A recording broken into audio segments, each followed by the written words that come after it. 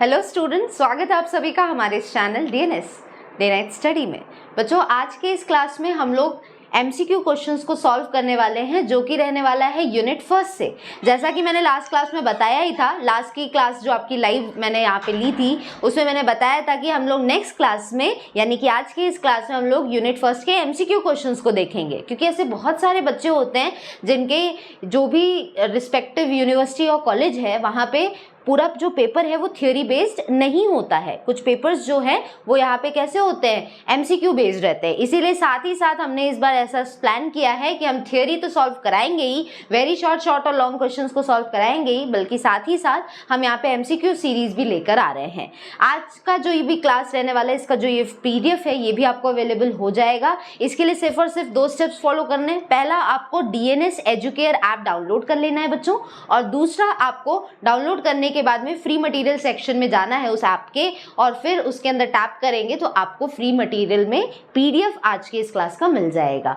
कई बार हो सकता है कि जब आपके पास ये वीडियो पहुंचे तो उसी दिन अपलोड ना हो, उसके आगे पीछे एक आध दिन हो सकता है, तो उसका थोड़ा डिले आएगा, बट जरूर वहां पे अपलोड हो जाएगा जो भी पीडीएफ प्रीवियस क्लासेस में सॉल्व कराया जाएगा। ठीक है, आई होप आपने लास्ट लेक्चर जरूर देख लिया होगा। लास्ट लेक्चर में लाइव क्लास मैंने लिया था, लाइव सेक्शन में जाके यूट्यूब पे आप उसे जरूर देख लीजिए अगर उसे नहीं देखा है तो।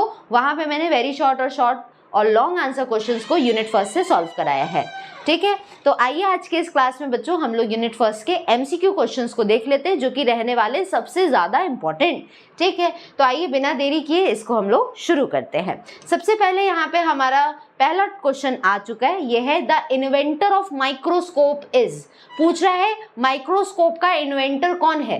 तो बच्चों ये जानते रहिए कि जब मेंशन नहीं किया है कि माइक्रोस्कोप कौन सा है, इलेक्ट्रॉन है कि कंपाउंड माइक्रोस्कोप है कि लाइट माइक्रोस्कोप है, तो आपको यहाँ ध्यान देना है कि मतलब ये सिंपल माइक्रोस्कोप की बात कर रहा है। अब ये जानते रहिए कि यहाँ पे आपको 4 ऑप्शंस तो दिख ही रहे हैं, राइट। अब इन 4 ऑप्शंस में अगर आप देखेंगे तो आपको पहले में दिख रहा है गैलीलियो, दूसरा है एंटोन वॉन ल्यूवेनहुक, तीसरा है पास्चर और चौथा है यहाँ पे कोच। तो यहाँ पे जानते रहेंगे कि एंटोन वॉन ल्यूवेनहुक जो थे ये क्या किए बच्चों, इन्होंने लिविंग सेल की डिस्कवरी की थी। अगर आप डिस्कवरीज पढ़े होंगे, हल्का फुल्का आपको चीजें अगर याद होगी तो उसमें याद करिए कि लिविंग सेल की डिस्कवरी जो थी, सबसे पहली बार जब लिविंग सेल को देखा था माइक्रोस्कोप के अंदर, वो एंटोन वॉन ल्यूवेनहुक ने देखा था। ठीक है, अब ये सोचने वाली बात है कि सबसे पहली बार जब इन्होंने लिविंग सेल को देखा होगा तो दैट मीन्स कि इनके पास माइक्रोस्कोप रहा होगा, और इस लिविंग सेल को देखने के लिए ही इन्होंने माइक्रोस्कोप बनाया भी था। तो कहीं ना कहीं दोनों चीजें आपस में जुड़ी हुई है कि लिविंग सेल का डिस्कवरी के लिए इनको तो कंट्रीब्यूशन इनका मिलता ही है, इन्होंने ये डिस्कवरी की थी, साथ ही साथ सबसे पहली बार का माइक्रोस्कोप भी इन्होंने ही बनाया था। तो हमारा करेक्ट आंसर क्या हो जाएगा बच्चों इस क्वेश्चन का, ऑप्शन नंबर बी। ठीक है, चलिए नेक्स्ट क्वेश्चन की तरफ बढ़ेंगे। ठीक है, तो ये पहला क्वेश्चन हो गया, इसका करेक्ट ऑप्शन है बी। नेक्स्ट क्वेश्चन की तरफ बढ़ते हैं। नेक्स्ट क्वेश्चन है electron microscope was discovered by. अब देखो इस क्वेश्चन में पहले इलेक्ट्रॉन मेंशन कर दिया है, मतलब टाइप ऑफ माइक्रोस्कोप क्लियरली पूछा है कि इलेक्ट्रॉन माइक्रोस्कोप है। अब इस माइक्रोस्कोप की डिस्कवरी कौन किया है, तो बच्चों इलेक्ट्रॉन माइक्रोस्कोप का जब नाम आता है तो आपको याद रखना होगा कि यहाँ पे बात किसकी हो रही है, रस्क की बात हो रही है। अब देख लो इसमें ध्यान से कि कौन से ऑप्शन में आपको रस्क दिख रहा है। तो देखो नॉल और रस्क का यहाँ पे आपको थर्ड ऑप्शन में दिख रहा है, चौथा तो नन ऑफ दीज है, दूसरा है जैनसन एंड हैंस और पहला है प्रोफेसर फ्रिट्ज। तो बच्चों जैनसन एंड जैनसन ने क्या किया था, इन्होंने कंपाउंड माइक्रोस्कोप को डिस्कवर किया था, है ना। क्या किया था, कंपाउंड माइक्रोस्कोप डिस्कवर किया था। ये मैंने जब लास्ट लेक्चर बताया है, अभी लाइव क्लास जो ली है मैंने इंपॉर्टेंट क्वेश्चंस की, उसमें देखिएगा वहां पे मैंने इस चीज को मेंशन किया है। ठीक है, तो ये कंपाउंड माइक्रोस्कोप की डिस्कवरी में आता है।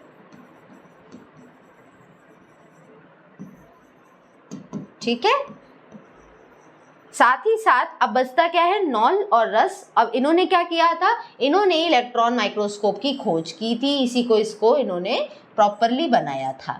ठीक है, तो ये है हमारा तीसरा ऑप्शन, इसमें सही होता है सी। नेक्स्ट क्वेश्चन की तरफ बढ़ेंगे बच्चों। थर्ड क्वेश्चन है German scientist who invented electron microscope पूछ रहा है and that won him 1986 Nobel prize for physics was. तो ऐसा जर्मन साइंटिस्ट का नाम पूछ रहा है जिन्होंने इलेक्ट्रॉन माइक्रोस्कोप को इन्वेंट किया और साथ ही साथ उसी काम के लिए उनको 1986 में नोबेल प्राइज से भी नवाजा गया। ऑप्शंस में है JAD जेंसन, अगेन देखो कंफ्यूज करने के लिए जेंसन लिखा है लेकिन क्वेश्चन में पहले से ही गिवन है कि भाई ये इलेक्ट्रॉन माइक्रोस्कोप है, राइट। तो यहाँ पे नेक्स्ट है विंगर, चौथा है अर्नस्ट रस्क और चौथा है वैंट हॉफ। तो बच्चों रस्क वर्ड मिल गया ना, मैंने पहले ही बोला है एक रस्का और दूसरे नॉल, इन दोनों को इलेक्ट्रॉन माइक्रोस्कोप के इन्वेंशन के लिए यहाँ पे रिस्पॉन्सिबल माना जाता है। तो भाई इसका करेक्ट आंसर क्या निकल कर आता है? Option number C, right. तो इसका करेक्ट आंसर हो जाएगा अर्नस्ट रस्क, ठीक है। और यहाँ पे जेंसन अगेन आ गया तो कंपाउंड माइक्रोस्कोप के लिए है और बाकी दो भी ये नहीं होंगे। तो इसका करेक्ट आंसर जो है बच्चों वो है सी, ठीक। चलिए नेक्स्ट क्वेश्चन की तरफ बढ़ते हैं। नेक्स्ट क्वेश्चन है the resolution power of a microscope means the capacity to. देखो जब बात आती है कि यहाँ पे रिजोल्यूशन पावर, तो सबसे पहले इसको समझेंगे कि रिजोल्यूशन पावर होता क्या है, उसके बाद हम क्वेश्चन पे आते हैं, ठीक है। तो यहाँ पे अगर देखा जाए तो यहाँ पे बोल रहा है कि रिजोल्यूशन पावर क्या है, पहले तो इसको जान लेते हैं। तो रिजोल्यूशन पावर मैंने लास्ट क्लास में आपको थ्योरी में बताया था कि रिजोल्यूशन पावर मतलब होता है किसी भी इमेज को हम कितना क्लियर देख पा रहे हैं, कितना साफ देख पा रहे हैं, वो होती है रिजोल्यूशन पावर। और दूसरा इसी के जैसा मिलता जुलता एक टर्म आता है मैग्निफिकेशन। मैग्निफिकेशन क्या होता है? मैग्निफिकेशन का मतलब होता है कितना हम किसी इमेज को जूम इन करके देख सकते हैं, ठीक है। तो जितना हम इमेज को जूम इन करके देख पाते हैं वो होता है मैग्निफिकेशन, और जितना हम क्लियर इमेज को देख सकते हैं वो होता है रिजोल्यूशन। अब क्वेश्चन देखो रिजोल्यूशन से है, पूछ रहा है the resolution power of a microscope means the capacity to.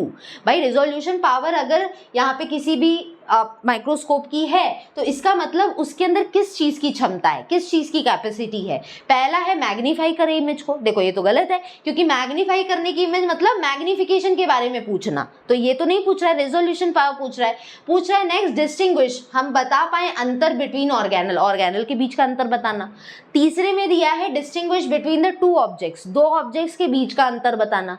और लास्ट में दिया है अंतर बताना दो क्लोज पॉइंट्स, दो पॉइंट्स अगर काफी आसपास लोकेटेड है तो उन दोनों पॉइंट्स के बीच में क्या डिफरेंस है और वो दोनों पॉइंट्स कितने अलग अलग हैं, यानी एक पॉइंट अलग है दूसरा अलग है, ये हम अगर देख पा रहे हैं तो इसका मतलब है कि वो रिजोल्यूशन पावर है माइक्रोस्कोप की। तो करेक्ट आंसर क्या निकल कर आता है? फोर्थ, क्योंकि देखो डिस्टिंग्विश ये अंतर तो बताता है रिजोल्यूशन पावर, लेकिन एकदम छोटी चीजों का अंतर बताता है, तो इसके लिए हम कह सकते हैं कि दो सबसे पास रखे हुए पॉइंट्स को भी ये अलग करके दिखा सकता है, ये होता है रिजोल्यूशन पावर।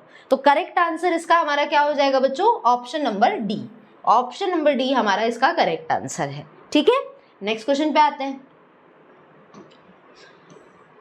नेक्स्ट क्वेश्चन है बच्चों, पूछ रहा है light source of electron microscope. अब पूछ रहा है यहाँ पे लाइट का सोर्स कौन है इलेक्ट्रॉन माइक्रोस्कोप में। तो बच्चों याद करो, मैंने आप लोग को अभी जो लास्ट लेक्चर कराया है रिवीजन का, जिसमें आपको इंपॉर्टेंट क्वेश्चंस बताया था, उसमें मैंने बताया है कि जो इलेक्ट्रॉन माइक्रोस्कोप है उसमें सब कुछ एक इलेक्ट्रॉन सोर्स है, और एक इलेक्ट्रॉन जो है वो कहाँ से आ रहा था? इलेक्ट्रॉन गन से आ रहा था। ये सेटअप मैंने आप लोग को लास्ट लेक्चर में बताया है।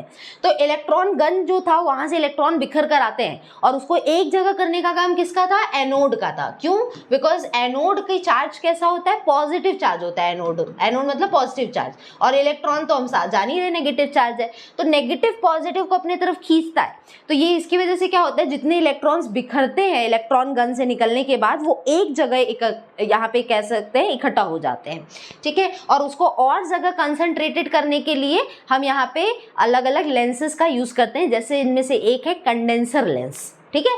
तो यहाँ पूछ रहे हैं भाई इलेक्ट्रॉन माइक्रोस्कोप में लाइट सोर्स कौन है? लाइट सोर्स का काम कौन करेगा? बिकॉज अगर हम सिंपल कंपाउंड माइक्रोस्कोप की अगर बात करते हैं तो कंपाउंड माइक्रोस्कोप में लाइट का सोर्स का काम कौन करता है? या तो रखा हुआ नीचे एक बल्ब है जो सेटअप में होता है, या तो मिरर होता है और मिरर के ऊपर सन की रेज पड़नी चाहिए, तो वो लाइट सोर्स होता है। बट इलेक्ट्रॉन माइक्रोस्कोप में तो लाइट सोर्स भी इलेक्ट्रॉन ही होगा, तो इसमें हमारा करेक्ट आंसर क्या आता है? प्रोटॉन होगा? बिल्कुल नहीं, न्यूट्रॉन्स जिक्र ही नहीं किया। जब तक मैंने इलेक्ट्रॉन माइक्रोस्कोप पढ़ा है कभी प्रोटॉन न्यूट्रॉन्स का तो जिक्र ही नहीं हुआ, नियॉन और इलेक्ट्रॉन्स। तो करेक्ट आंसर इसका क्वेश्चन का क्या निकल कर आता है? ऑप्शन नंबर डी, जिसमें हम लोग बोल रहे हैं कि ये क्या है? इलेक्ट्रॉन्स है। ठीक है, चलो नेक्स्ट क्वेश्चन पे आते हैं भाई।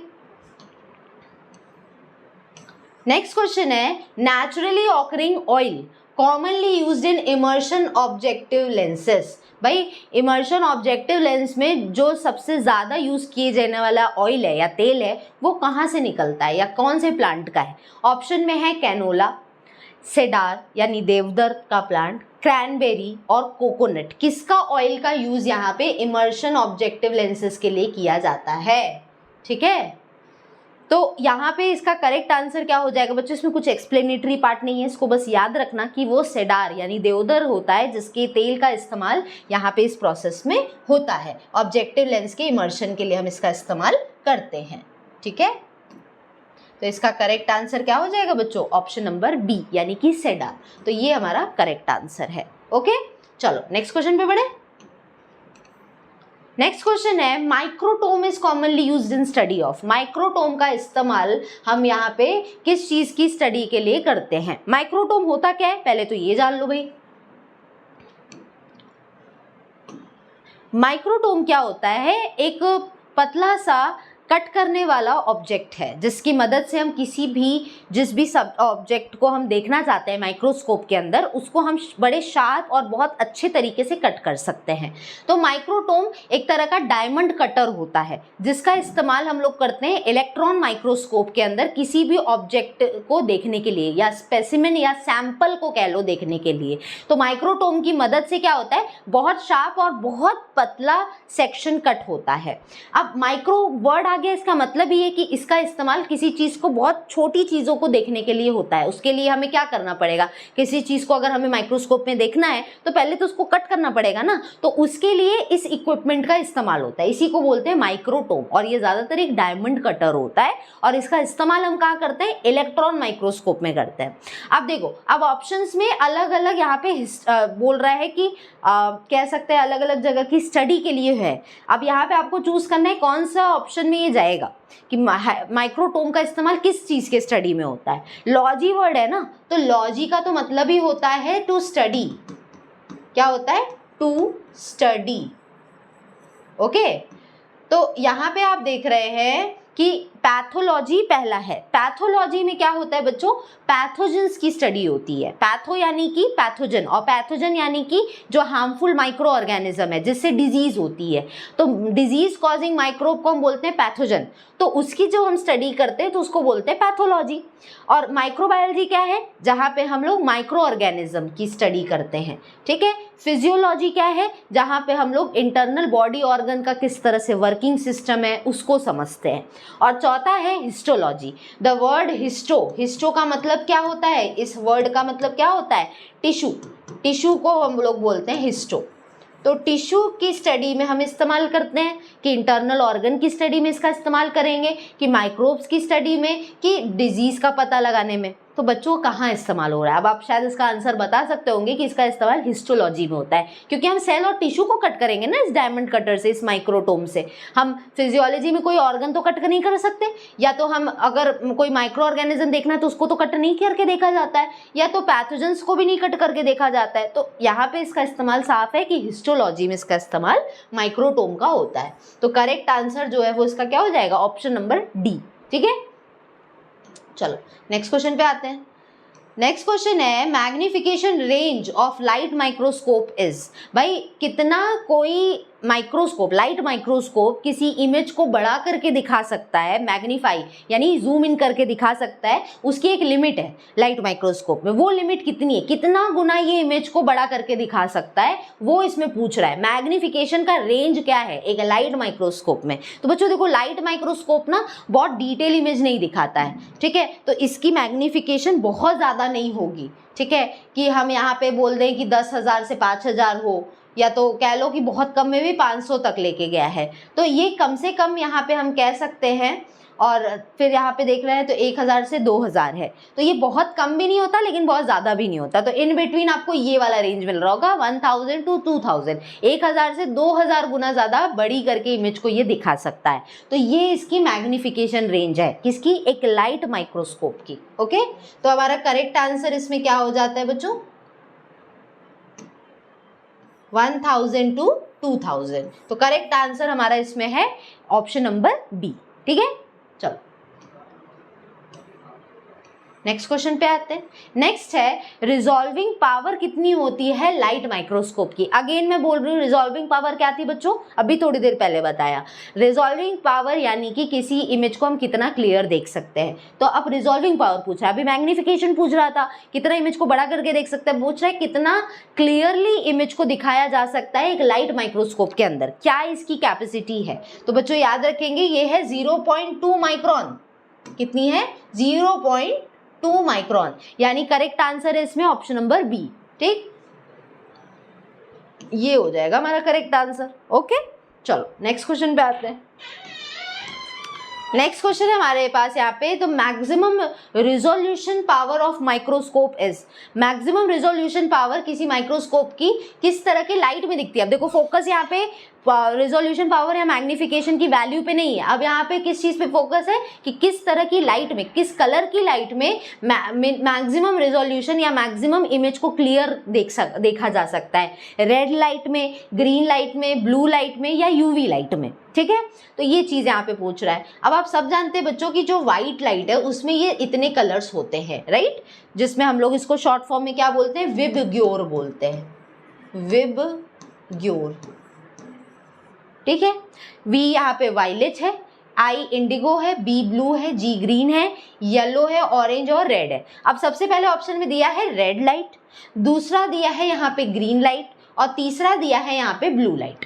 अब ये जानते रहेंगे कि जैसे जैसे हम ये लेफ्ट से राइट बढ़ रहे हैं, इसका मतलब है कि ये वाला जो कलर्स है ये सबसे ज़्यादा कम बिखरते हैं और सबसे ज़्यादा बिखरने वाली इमेज लेफ्ट साइड में, यानी वायलेट, इंडिगो, ब्लू ये सब ज़्यादा बिखरते हैं और साथ ही साथ ग्रीन, येलो, ऑरेंज और सबसे कम तो रेड बिखरता है। इसीलिए हम देखते हैं कि जिसकी स्कैटरिंग जिस लाइट की सबसे कम होती है उसका इस्तेमाल हम कहाँ करते हैं, किसी चीज़ को हमें जब ज़्यादा दिखाना है, जैसे अलर्ट दिखाना है, कहीं पे सिग्नल दिखाना है। जैसे आप रेड कलर का इस्तेमाल सिग्नल, ट्रैफिक सिग्नल में कहाँ होता है, जब आपको पूरी तरह से लाइट जितने भी गाड़ी आ रही थी उसको रोकना होता है। क्यों, क्योंकि रेड कलर का इस्तेमाल क्यों करते हैं, क्योंकि रेड लाइट बिखरती कम है तो उससे वो दूर तक लोगों को दिखेगी। जब लाइट बिखरेगी ज़्यादा ना तो वो दिखेगी कम, और जब बिखरेगी कम वो एक ही जगह रहेगी ना तो वो दूर से भी दिखती है, इसलिए खतरे के लिए हम रेड कलर का इस्तेमाल ज़्यादा करते हैं। उसके बाद देखो येलो कलर भी यूज़ होता है, ग्रीन, तो ये सब की कह सकते हैं स्कैटर करने की प्रॉपर्टी ज़्यादा कम होती है, और वही यहाँ पे वायलेट, इंडिगो, ब्लू ये सब की ज़्यादा होती है। तो आप बड़े आसानी से समझ पा रहे होंगे कि अगर हमें इमेज को क्लियरली देखना है तो हम यहाँ पे किस तरह की लाइट का इस्तेमाल करते हैं, ब्लू लाइट का इस्तेमाल करते हैं। किस लाइट का इस्तेमाल करते हैं, ब्लू लाइट का। ओके, तो ये हमारा करेक्ट आंसर है सी इसका। चलो भाई नेक्स्ट क्वेश्चन पे बढ़ते हैं। नेक्स्ट क्वेश्चन है यहाँ पे, to determine the ultra structure of cell. अगर हमें किसी सेल का डिटेल स्ट्रक्चर जानना है तो उसके लिए सबसे कॉमन मेथड कौन सा है इन चारों में से। अब देखो मेथड से क्वेश्चन, अभी तक हम माइक्रोस्कोप से क्वेश्चन देख रहे थे, अभी सेकेंड हाफ में क्या कर रहे हैं हम लोग, कुछ जो अलग अलग इक्विपमेंट्स है मैंने वहां से क्वेश्चंस आपके इस पीडीएफ में डाले हैं ताकि हम हर टॉपिक को कवर कर पाए इन एमसीक्यू के सीरीज में, ठीक है, यूनिट फर्स्ट के। तो पहला है ऑटो रेडियोग्राफी, दूसरा है फेस कॉन्ट्रास्ट माइक्रोस्कोप, तीसरा इलेक्ट्रॉन माइक्रोस्कोप और चौथा है टिश्यू कल्चर, ठीक है। तो देखो जब हमें किसी कह सकते हैं हमें डिटेल स्ट्रक्चर जानना है, हमें अल्ट्रा स्ट्रक्चर जानना है। अब देखो लास्ट लेक्चर में मैंने आप लोग को जहाँ पे वेरी शॉर्ट लॉन्ग क्वेश्चन को डिस्कस कराया था लाइव क्लास में कल के, उसमें मैंने बताया था कि अगर हमें डिटेल इमेज जाननी है, चाहे हमें किसी सेल के अंदर का स्ट्रक्चर सेल जानना है, उसके अंदर का न्यूक्लियस कहाँ लोकेटेड है, साइटोप्लाज्म कैसा है, कौन सा ऑर्गेनल है, ये जानना है, या हमें उस इमेज का एक्सटर्नल स्ट्रक्चर भी समझना है, शेप समझना है, साइज समझनी है, तो उन सभी के लिए हम इलेक्ट्रॉन माइक्रोस्कोप का इस्तेमाल करते हैं। तो डिटेल स्ट्रक्चर के लिए हमेशा हम इलेक्ट्रॉन माइक्रोस्कोप का ही इस्तेमाल करेंगे, ठीक है। ऑटो रेडियोग्राफी क्या होती है बच्चों, इसकी मदद से ना हम यूवी रेज का इस्तेमाल इसमें करके किसी भी इमेज को क्लियरली देखते हैं, ठीक है। तो इसका करेक्ट आंसर जो है वो यहाँ पे हो जाएगा इलेक्ट्रॉन माइक्रोस्कोप, ठीक है। चलो नेक्स्ट क्वेश्चन पे आ जाते हैं। टिश्यू कल्चर तो हमारे इस टॉपिक में है ही नहीं, तो आप इसको आराम से हटा दीजिए। फेस कॉन्ट्रास्ट माइक्रोस्कोपी का इस्तेमाल हम यहाँ नहीं करते। सेल डिवीजन वगैरह के अगर हमें क्रोमोसोम वगैरह देखना है तो उसमें हम इसका इस्तेमाल करेंगे, ठीक है, फेस कॉन्ट्रास्ट माइक्रोस्कोपी का। नेक्स्ट क्वेश्चन पे आते हैं बच्चों। नेक्स्ट क्वेश्चन है the ability of microscope to distinguish between two objects into two separate object. अगर एक माइक्रोस्कोप की वो एबिलिटी जिसमें वो दो ऑब्जेक्ट्स को दो अलग अलग ऑब्जेक्ट्स के रूप में दिखा पाए, वो उसकी क्या होती है, वो उसकी कौन सी एबिलिटी है, उसकी कौन सी क्षमता है। रिजॉल्विंग पावर है, वेवलेंथ है, यहाँ पे Na यानी नन ऑफ द अबव और नन ऑफ दीज, यानी नन ऑफ द अबव मतलब ए बी में से कोई भी नहीं, नन ऑफ दीज में से मतलब इन सभी में से भी कोई नहीं। तो यहाँ पे बोल रहे हैं कि भाई बताइए, अब आप बता सकते हैं। रिजॉल्विंग पावर हम कई बार पढ़ चुके हैं, जब इमेज को हम लोग बहुत क्लियरली देख सकें, दो पॉइंट्स को भी अलग अलग रूप में देख सकें, मतलब वो हो गई वो उसकी रिजॉल्विंग पावर। यानी कि 12th का करेक्ट आंसर हमारा क्या हो जाएगा, रिजॉल्विंग पावर, राइट। तो इसका करेक्ट आंसर हो गया, देखो गलत जगह जा रहा है, रिजॉल्विंग पावर, रिजॉल्विंग पावर, ठीक है। चलो आगे बढ़े। ओके, नेक्स्ट क्वेश्चन है हमारा, DNA is visualised using ethidium bromide under. अगर हमें डीएनए को देखना है तो उसके लिए ना हम एक स्टेन का इस्तेमाल करते हैं, और वो स्टेन है इथीडियम ब्रोमाइड। जैसे आप अभी लैब में जाते होंगे, जितने भी फर्स्ट सेमेस्टर के बच्चे हैं तो वो लैब में जाते होंगे, तो आप स्टेन यूज करते हैं ना, कलर का इस्तेमाल, जिससे आप जो भी सेल को कट करते हैं या टिश्यू कट करते हैं उस पर आप कलर डालते होंगे। ज़्यादातर आप सैफ्रनिन का इस्तेमाल करते हैं जो कि लाल कलर का होता है, और कुछ केसेस में आप मिथाइलिन ब्लू का भी इस्तेमाल करते होंगे जो कि ब्लू कलर का होता है, ठीक है। तो यहाँ पे देखा जाए तो डीएनए को अगर देखना है तो इसके लिए एक अलग स्टेन यूज होता है, और इस स्टेन का नाम होता है इथीडियम ब्रोमाइड। अब डीएनए को स्टेन तो कर दिया, लेकिन अब बात जब देखने की आती है, विजुअलाइज करना यानी देखना, तो देखने के लिए हम किस लाइट का इस्तेमाल करते हैं। तो इसमें बच्चों याद रखना कि हम यूवी लाइट का यूज करते हैं, यानी अल्ट्रा वायलेट लाइट का यूज हम करते हैं डीएनए को देखने के लिए। इसको दिमाग में बैठा लो, डीएनए को देखने के लिए हम कौन से लाइट का यूज करते हैं, अल्ट्रा वायलेट लाइट का, यानी कि ऑप्शन नंबर डी हमारा इसमें करेक्ट है। ओके, चलो नेक्स्ट क्वेश्चन पे आते हैं। नेक्स्ट क्वेश्चन है हमारे पास, the technique of chromatography was introduced by. Chromatography की जो टेक्निक है उसे किसने दी थी। ऑप्शंस में स्वेडबर्ग ने दी थी, विल्किंस ने दी थी, और जेर्निकी ने दी थी, या ट्वेट ने दी थी, ये पूछ रहा है। तो भाई क्रोमेटोग्राफी क्या है, क्रोमेटोग्राफी एक ऐसी टेक्निक है जिसके जरिए हम कलर्स को अलग करते हैं। यहाँ पे देखो टर्म ही दिया है क्रोम, और ये जो क्रोम वर्ड है इसका मतलब ही होता है कलर। तो जब भी ये टेक्निक आ जाए इसमें क्रोम वर्ड लिखा है, इसका मतलब ही कलर होता है। आप क्रोम यूज भी करते होंगे, उसका आप आइकन देखे होंगे, वो बड़ा कलरफुल होता है, तो क्रोम का मतलब ही कलर होता है। तो क्रोमेटोग्राफी एक ऐसी टेक्निक होती है जिसके मदद से हम लोग एक कलर के अंदर अगर ढेर सारे कलर मिक्स हैं तो उसको, उस अलग अलग कलर को वो सेपरेट कर सकता है इस टेक्निक के जरिए। जैसे अगर हम बात करें एक इंक है, तो अगर इंक में ब्लू कलर भी मिक्स है और ब्लैक कलर भी मिक्स है, तो इस टेक्निक के जरिए ब्लू और ब्लैक कलर अलग हो जाएगा। जैसे क्लोरोफिल पिगमेंट है, तो क्लोरोफिल जो है वो ग्रीन कलर का होता है, लेकिन उसके अंदर और भी पिगमेंट्स पाए जाते हैं। क्लोरोफिल ए होता है, बी होता है, ज़ैंथोफिल होता है, कैरोटीनॉइड होता है। तो इस टेक्निक के जरिए अगर हम उसको अलग करना चाहेंगे तो ये अलग अलग कलर शो करेगा। तो ये इसका इस्तेमाल ही हम करते हैं कलर्स को सेपरेट करने के लिए, ठीक है। और इसको टेक्निक जो है वो इंट्रोड्यूस किसने किया था, ट्वेट ने किया था। तो करेक्ट आंसर 14 का बच्चों डी हो जाएगा। ओके, नेक्स्ट क्वेश्चन पे आ जाते हैं। नेक्स्ट है, which technique is use for the separation of pigments from one another. होगा यहाँ पे कौन सी टेक्निक है जिसकी मदद से हम पिगमेंट्स को सेपरेट कर सकते हैं। भाई अभी तो पढ़ा है ना, किस चीज से, फ्रॉम वन अनदर, एक दूसरे से अलग करने के लिए, पिगमेंट्स के लिए पूछ रहा है कि कौन सी टेक्निक का इस्तेमाल होता है। तो सिंपल सी बात है भाई, कलर की जहां बात हुई मतलब क्रोमेटोग्राफी। आँख बंद करके लिख सकते हैं, क्रोमेटोग्राफी होगा, कुछ नहीं और ऑप्शन चेक करना है। चलो नेक्स्ट क्वेश्चन पे आते हैं। नेक्स्ट है which microscope is best for the study process of mitosis. ये बढ़िया क्वेश्चन है।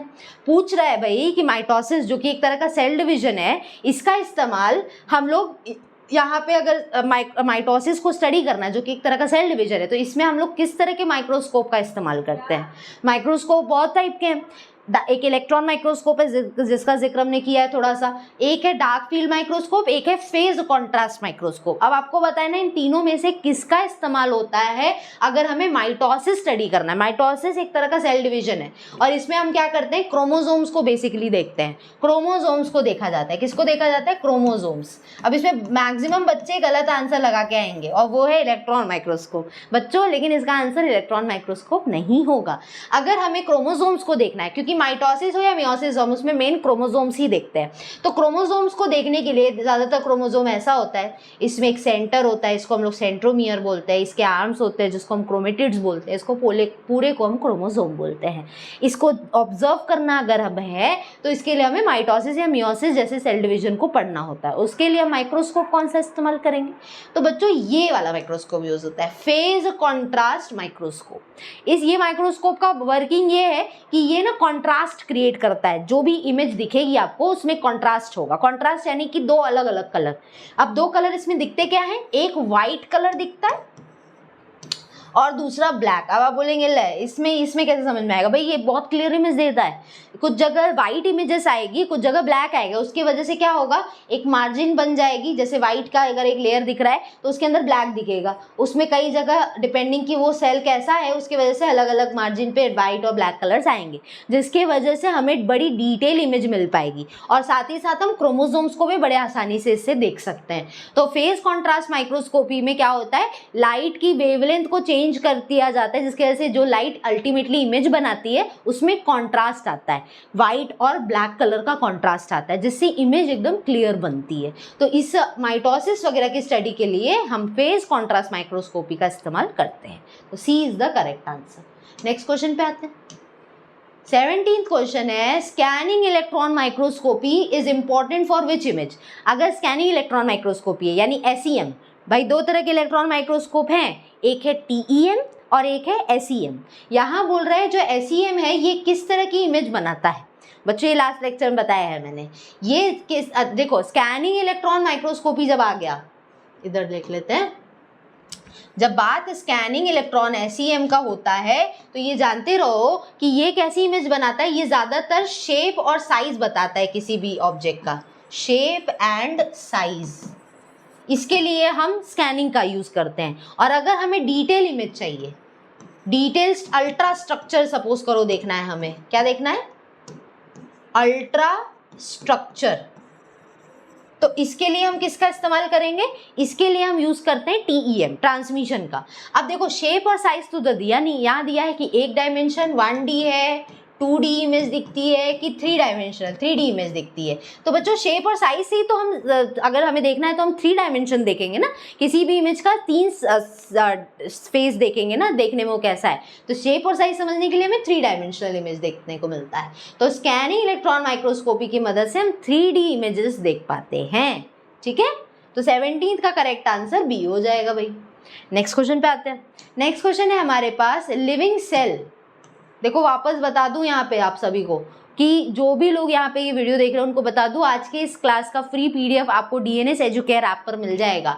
तो DNS एजुकेयर ऐप डाउनलोड करना मत भूलिए, प्ले स्टोर से आपको ये अवेलेबल हो जाएगा और वहाँ पे डाउनलोड करके आप फ्री मटेरियल सेक्शन में जाएंगे तो आज जो ये मैं PDF आपको सॉल्व करा रही हूँ ये आप वहाँ से ले सकते हैं। साथ ही साथ अगर आप इंटरेस्टेड हैं हमारे कोर्स को ज्वाइन करने में तो आप हमारे कोर्स को भी ज़रूर ज्वाइन करिए। BSc का सेमेस्टर कोर्सेज हम लोग रन कराते हैं, 1st और 3rd सेमेस्टर के लिए भी। तो जितने बच्चे यहाँ पे ऑब्वियस सी बात है मैक्सिमम बच्चे जो ये वीडियो देख रहे हैं वो 1st सेमेस्टर के ही होंगे।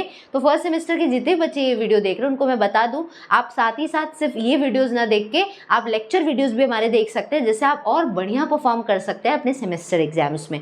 तो हमारे नवोद्भव बैच के साथ जुड़ना मत भूलिए। उस बैच के साथ जुड़ने के लिए आपको क्या स्टेप्स फॉलो करने हैं उसके बारे में मैं इस वीडियो के एंड में आपको ज़रूर बताऊँगी, तो लास्ट तक बने रहिएगा। ठीक है, नेक्स्ट क्वेश्चन है living cell can be studied by. अगर हमें एक लिविंग सेल को देखना है तो उसके लिए हम किस यहाँ पे पूछ रहा है किस माइक्रोस्कोप का इस्तेमाल करेंगे, यूवी माइक्रोस्कोप का इस्तेमाल करेंगे, अल्ट्रा सेंट्रीफ्यूगेशन। सेंट्रीफ्यूगेशन आपको मैंने लास्ट लेक्चर में बताया था। सेंट्रीफ्यूगेशन क्या होता है बच्चों, ये एक ऐसी टेक्निक है सेंट्रीफ्यूगेशन वाली जिसमें हम किसी भी लिक्विड को बहुत तेजी से सेंटर की तरफ रोटेट कराते हैं। एक मशीन होती है जिसका नाम है सेंट्रीफ्यूज। इस मशीन के अंदर क्या किया जाता है, सारी चीज़ों को ऐड कर दिया जाता है और सारी चीज़ों को ऐड करके अगर आप चाहते हैं कि उस लिक्विड में से दो सब्सटेंस को अलग करना चाहते हैं तो उसके लिए आप इस मशीन के अंदर एक मिक्सचर जैसा काम करता है ना, उसी तरह ये भी काम करेगा। तेज़ी से जो भी सब्सटेंस आप इसमें डालेंगे वो घूमने लगेगा और जब वो सेंटर पर रोटेट करेगा तो उससे होगा क्या कि उस ट्यूब के अंदर जो आपने लिक्विड डाला था उसके अंदर जो हैवी पार्टिकल है वो नीचे बैठ जाएगा, सेटल डाउन हो जाएगा और लाइटर पार्टिकल्स जो होंगे वो क्या हो जाएंगे, सरफेस पे आ जाएंगे। इस टेक्निक पर ही काम करता है। तो इसका तो लिविंग सेल स्टडी से कोई लेना देना ही नहीं है। तो इसका करेक्ट आंसर क्या हो जाएगा बच्चों, फेज कॉन्ट्रास्ट माइक्रोस्कोप। इसकी मदद से हम लिविंग सेल को देख सकते हैं। ये एक एडवांटेज है भाई, अगर हमें लिविंग सेल देखना है ना तो हम इस माइक्रोस्कोप का इस्तेमाल करते हैं, फेज कॉन्ट्रास्ट माइक्रोस्कोप का। तो करेक्ट आंसर इसका डी हो गया भाई। नेक्स्ट क्वेश्चन है विच of the following is not a method of entrapment. बच्चों इंट्रैपमेंट हो गया और ये सारे हो गए, ये इमोबिलाइजेशन का टेक्निक है। इमोबिलाइजेशन के बारे में मैंने लास्ट लेक्चर में बताया था, उसमें आप जाके देख सकते हैं अगर इसको आपको डिटेल में समझना है तो। इमोबिलाइजेशन और उसके टाइप्स। इमोबिलाइजेशन क्या होता है बच्चों, ये एक ऐसी टेक्निक होती है जिसकी मदद से हम एंजाइम्स को एक जगह ट्रैप कर देते हैं या जकड़ देते हैं जिससे एंजाइम्स मूव नहीं कर पाते। अब जब उनका मूवमेंट नहीं होगा तो इसीलिए इस नाम पड़ा क्या है इस टेक्निक का, इमोबिलाइजेशन। मोबाइल यानी मूवमेंट, मोटिलिटी यानी मूवमेंट, इमोबिलाइज वर्ड हो गया मतलब मूवमेंट नहीं होना। तो यहाँ हम एंजाइम्स को एक जगह ट्रैप करते हैं और एंजाइम्स को ट्रैप करने के लिए इंट्रैपमेंट का एक मेथड होता है जिससे हम एंजाइम्स को एक जगह रखते हैं। तो यहाँ हम फाइबर से इंक्लूजन कर सकते हैं, माइक्रो कैप्सूल्स का इस्तेमाल हम करते हैं जहाँ पे हम यहाँ पे इसको एक जगह रोक देते हैं एंजाइम्स को। साथ ही साथ हम जेल्स का भी इस्तेमाल करते हैं। लेकिन पूछ रहा है नॉट अ मेथड, तो कौन सा इसमें से मेथड नहीं है इमोबिलाइजेशन में इंट्रैपमेंट का, तो वो है डाईएज़ोटाइजेशन। तो करेक्ट आंसर इसका हो जाएगा बच्चों option number B.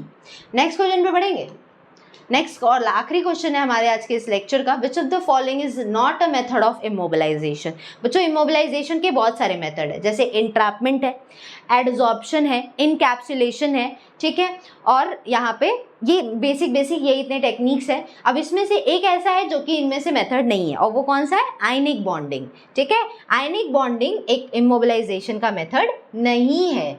Okay, entrapment है, एडजॉर्प्शन है और इनकैप्सुलेशन भी है, बट ये आयनिक बॉन्डिंग एक तरीका नहीं होता है यहाँ पे इमोबिलाइज करने का एंजाइम्स को। तो करेक्ट आंसर इसका बी हो जाएगा। ठीक है, अभी जाना नहीं है भाई किसी को। लास्ट में यहाँ पे अगर आप फर्स्ट सेमेस्टर कोर्स के साथ जुड़ना चाहते हैं तो ये इन्फॉर्मेशन सुनकर जाइए। अगर आप इंटरेस्टेड हैं बीएससी मैथमेटिक्स का कोर्स फर्स्ट या थर्ड सेमेस्टर का पढ़ने में, या तो बायोलॉजी का कोर्स या एग्रीकल्चर या बीकॉम का कोर्स, तो आप हमारे नवोद्भव बैच के साथ ज़रूर जुड़िए। हमारा जो डीएनएस चैनल है ये बीते कई सालों से यहाँ पे ऑनलाइन कोर्सेज को रन करा रहा है बीएससी के बच्चों के लिए, और बच्चे ने बहुत अच्छा सेमेस्टर में परफॉर्म भी किया है। इसके लिए आप हमारे प्रीवियस वीडियोस देख सकते हैं जहाँ पे हमने बच्चों के इंटरव्यूज़ लिए हैं और बच्चों ने बहुत अच्छा परफॉर्म किया है। तो आप जेन्युइन वो रिजल्ट्स हैं, आप उसे जाके ज़रूर देखिए और फिर डिसाइड करिए कि आपको हमारे इस चैनल के साथ जुड़ना है या नहीं। अगर कोर्स के फीचर्स की बात करें तो हमारे ऑनलाइन इंटरैक्टिव क्लासेस आपको कराई जाएगी। सारी क्लासेस हमारे डीएनएस एजुकेयर ऐप पर चलेगी। और अगर आप हमारे कोर्स के साथ जुड़ते हैं तो जो भी पीडीएफ आपको फ्री में अवेलेबल हो रहा है वो आप डाउनलोड करके और उसको शेयर भी कर सकते हैं उन पीडीएफ्स को। तो ये अवेलेबिलिटी सिर्फ उन्हीं बच्चों को मिलेगी, ये अपॉर्चुनिटी सिर्फ उनके लिए है जो बच्चे यहाँ पे पेड कोर्स के होंगे, यानी हमारे कोर्स के साथ जुड़ेंगे। साथ में हैंड रिटन नोट्स मिल जाएगी। हालांकि बाकी बच्चों को भी पीडीएफ देखने को मिलेगा, बट वो उसे सेव नहीं कर सकते हैं अपने पास, वो उस ऐप में ओपन करेंगे तभी वो उनको पीडीएफ दिखेगा। प्रीवियस ईयर के क्वेश्चन पेपर्स देख सकते हैं, वन शॉट रिवीजन भी कर सकते हैं, 1-to-1 मेंटरशिप प्रोग्राम मिलेगी। ये इतने फीचर्स हैं हमारे क्लासेस की। सबसे बेस्ट क्वालिटी, आपको पूरी क्लासेस जो है वो यहाँ पे बहुत बेटर तरीके से हमारे मेंटोर्स हैं जो कि आपको अच्छे से पढ़ाएंगे और प्रीवियस ईयर के क्वेश्चन कराएंगे, जिससे एक आइडिया मिल जाता है कि मुझे इस टॉपिक से किस तरह से क्वेश्चंस बनते हैं।